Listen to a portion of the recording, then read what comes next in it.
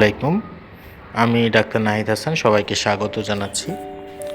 তো আজকে আমি যে বিষয়টি নিয়ে আপনাদের সামনে আলোচনা করতে এসেছি সেটি হচ্ছে আমাদের মাঝে পবিত্র মাহে রমজান উপস্থিত হয়েছে।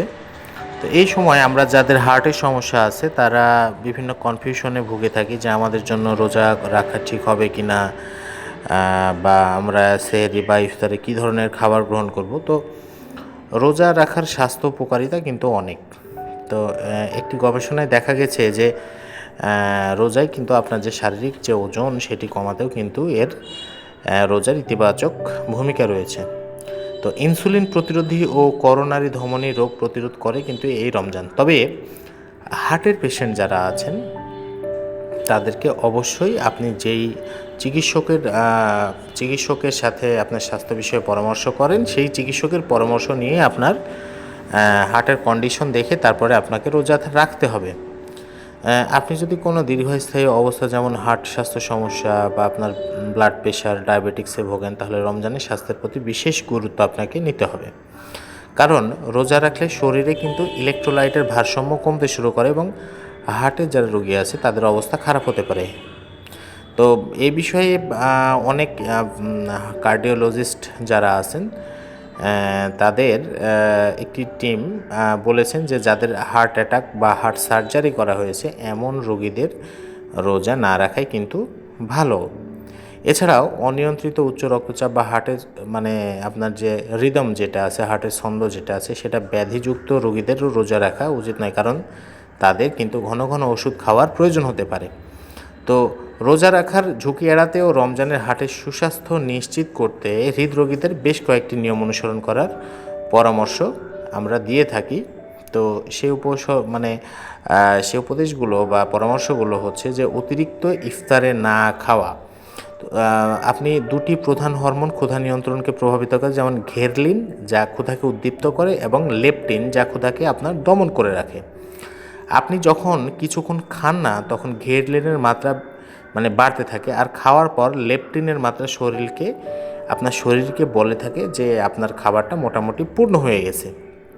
তবে অত্যাধিক খাওয়া এই ভারসাম্যকে কিন্তু ব্যাহত করতে পারে। আমাদের যে শারীরিক কন্ডিশন তা চিরস্থায়ী চক্রকে ট্রিগার করে এবং ওজন বাড়াতে কিন্তু এই অতিরিক্ত খাবারটি ভূমিকা রাখতে পারে। তাই প্রচুর পরিমাণে খাবার ইফতারে খাওয়া যাবে না।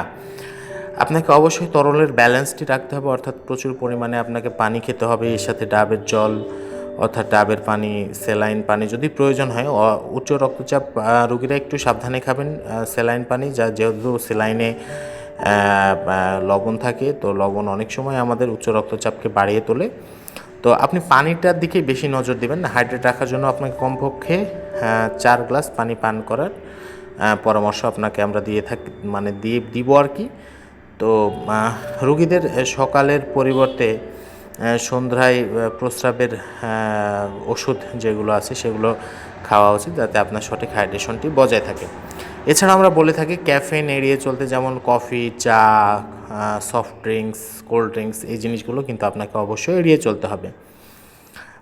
রমজানে বেশিরভাগ মানুষ ইফতারের সময় ভাজা ও চিনিযুক্ত খাবার খায়। এটি আমরা জানি যে এটি স্থূলতা এবং আপনার ইনসুলিনের যে প্রতিরোধ সেটাকে উন্নতি করতে পারে, যা বিপাকীয় আপনার যে শরীরের শারীরিক সাধারণ বিপাক সেটির প্রধান ঝুঁকির কারণ হয়ে থাকতে পারে আর কি। তো সে কারণে আপনাকে অবশ্যই এই বিষয়টির দিকেও খেয়াল রাখতে হবে। আরেকটি বিষয় আমরা বলে থাকি যে খাবারের পরপরই কিন্তু পানি খাবেন না। পানিটা আপনি আস্তে আস্তে খাবেন, তাতে একবারে পেট আপনার ভরে যেতে পারে এবং শ্বাসকষ্ট হতে পারে।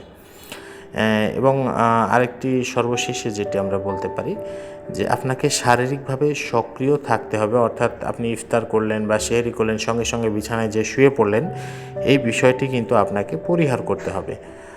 আপনি সেহরি বা ইফতার যখনই খাবার খান না কেন আপনাকে কমপক্ষে আধা ঘন্টা 30 মিনিট বা পারতপক্ষে যদি আপনি 1 ঘন্টা পারেন একটু হালকা হাঁটাহাঁটি করলেন, তবে কঠিন বা বেশি পরিশ্রম করার প্রয়োজন নেই।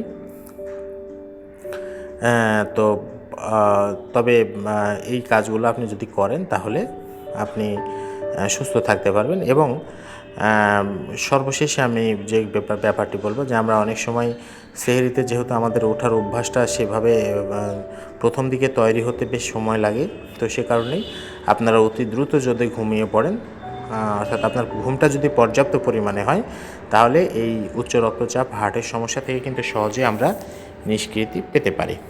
তো এই ছিল আজকের ভিডিও। সবাইকে আবারও আন্তরিক শুভেচ্ছা জানিয়ে আজকের মতো এখানে শেষ করছি। ধন্যবাদ।